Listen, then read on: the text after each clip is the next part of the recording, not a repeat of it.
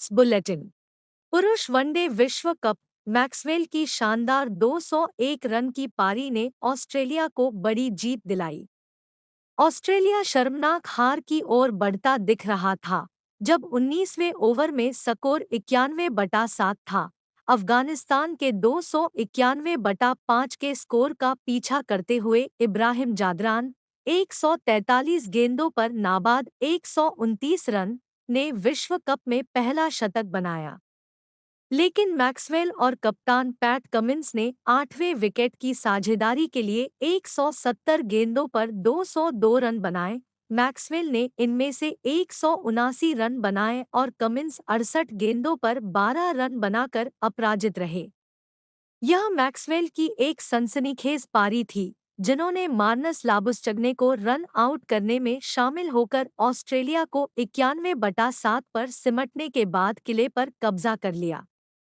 Australia को आखिरी 4 ओवरों में 21 रनों की जरूरत थी। मैक्सवेल ने 47वें ओवर में 4 गेंदों पर 22 रनों की शानदार पारी खेली, लेकिन मुश्किल से क्रीज के अंदर जा सके। स्वर्ण पदक जीतने के बाद दीपिका ने कहा, मां बनने के बाद मेरे जीवन में 360 डिग्री बदलाव आया। कई बार की ओलंपियन और 2 बार की विश्व चैंपियनशिप पदक विजेता दीपिका दिसंबर 2022 में बेटी वेदिका को जन्म देने के बाद से तीरंदाजी से काफी समय तक दूर रही। झारखंड का प्रतिनिधित्व करने वाली 29 वर्षीय खिलाड़ी ने दिखाया कि लंबे अंतराल से उनकी भूख कम नहीं हुई है, क्योंकि उन्होंने हरियाणा की संगीता को 6-2 से हराकर रिकर्व महिला व्यक्तिगत स्वर्ण और मृणाल चौहान के साथ मिश्रित टीम का स्वर्ण पदक जीता। इसके बाद उन्होंने दीप्ति कुमारी और कोमलिका बारी के साथ मिलकर महिला टीम को रजत पदक दिलाया। फाइनल के बाद दीपिका ने कहा, ईमानदारी से कहूं तो गोल्ड प्राथमिकता नहीं थी, लेकिन मेरा प्रदर्शन था। मेरी मानसिकता जीत या हार के बारे में नहीं थी। यह मेरे बारे में था कि मैं अपना सर्वश्रेष्ठ प्रदर्शन करूं। मैं अपने शॉट्स पर ध्यान केंद्रित करना चाहती थी और अपने मन में चल रहे अन्य विचारों को शांत करना चाहती थी।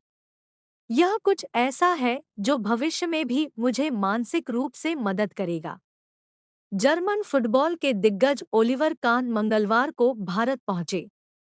ओलिवर काहन के यहां पहुंचने पर एआईएफएफ अध्यक्ष कल्याण चौबे और फुटबॉल प्रेमी कौशिक मौलिक ने उनका स्वागत किया।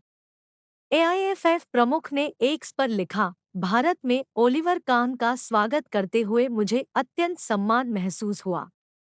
भारतीय फुटबॉल पर हमारी अनौपचारिक चर्चा में हमने विकास के कई विषयों पर विचार विमर्श और अन्वेषण किया, जिसमें गोलकीपिंग अकादमी की गुंजाइश भी शामिल है। मैं भारत में उनके सुखद प्रवास की कामना करता हूं। काहन की यात्रा का एक पहलू भारतीय फुटबॉल के रोड मैप पर ओलिवर काहन के दृष्टिकोण का अनावरण होगा। भारत में पहली बार वह भारतीय फुटबॉल के अवसरों, चुनौतियों और संभावनाओं पर चर्चा करेंगे, जो सभी फुटबॉल प्रेमियों के लिए आंखें खोलने का वादा करता है। 54 वर्षीय जर्मन दिग्गज बुधवार को मुंबई में जीडी सोमानी मेमोरियल स्कूल और बीडी सोमानी इंटरनेशनल स्कूल के युवा खिलाड़ियों के साथ बातचीत करेंगे। जादरान ने सचिन तेंदुलकर को धन्यवाद दिया। जादरान 21 साल और 330 दिन की उम्र में अफगानिस्तान के पहले बल्लेबाज बने और पुरुषों के एकदिवसीय विश्व कप में शतक बनाने वाले चौथे सबसे कम उम्र के बल्लेबाज बने, जिससे अफगानिस्तान को विश्व कप में अपना सर्वोच्च स्कोर बनाने में मदद मिली। अफगानिस्तान ने विश्व कप 2023 में गत चैंपियन इंग्लैंड, पाकिस्तान और श्रीलंका के साथ-साथ नीदरलैंड को हराकर जबरदस्त सनसनी फैला दी है और सेमीफाइनल में पहुंचने के लिए उसे ऑस्ट्रेलिया और दक्षिण अफ्रीका को हराना होगा।